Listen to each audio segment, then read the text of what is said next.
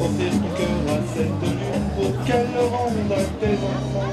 Solidarité, chômeurs, précaires, intermittents, intérimaires, avec ou sans papier. Plusieurs milliers de personnes se sont rassemblées jeudi 20 mars à Paris pour défendre le régime des intermittents, tandis que se tenait la dernière séance de négociation sur l'avenir de l'assurance chômage. Alors qu'on veut un vrai régime de solidarité, donc il faut faire 507 heures de travail sur 12 mois. Pour ouvrir 12 mois d'indemnité, il faut qu'on ait le déplafonnement des cotisations. Bref, toute une série de choses que nous développons, que le MEDEF ne veut pas débattre, mais que nous continuerons à défendre dans la rue et ailleurs s'il le faut. Aujourd'hui remis en question, ce régime tient compte de l'irrégularité de l'emploi dans les milieux de l'audiovisuel et du spectacle. Par exemple, pour des gens qui travaillent dans le cinéma, on est embauché pour un projet qui dure quelques semaines. Ils doivent cumuler un total de 507 heures de travail dans un intervalle de 10 mois afin d'être indemnisés. Dans les faits, seul un intermittent sur deux perçoit cette indemnité. Cette situation particulière de l'emploi génère une grande précarité.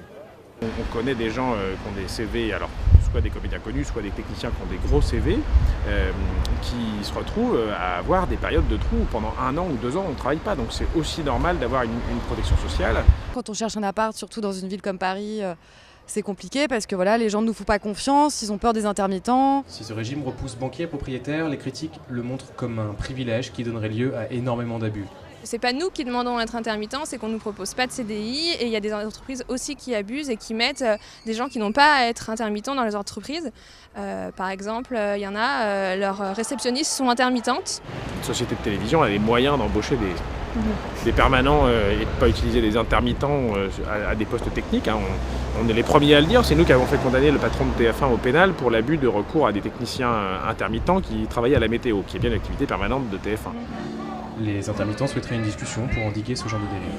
Le secteur doit être réformé, mais de manière intelligente et que tout le monde puisse s'y retrouver. Il faut tenir compte du fait que quand on n'a pas le chômage indemnisé, on ne cotise pas pour la retraite. Contrairement aux idées reçues, les intermittents reçoivent des allocations proportionnelles à leur cotisation. Il y a entre 3,5 et 4% des chômeurs qui sont des intermittents et ça correspond à 3,5% des dépenses de l'UNEDIC.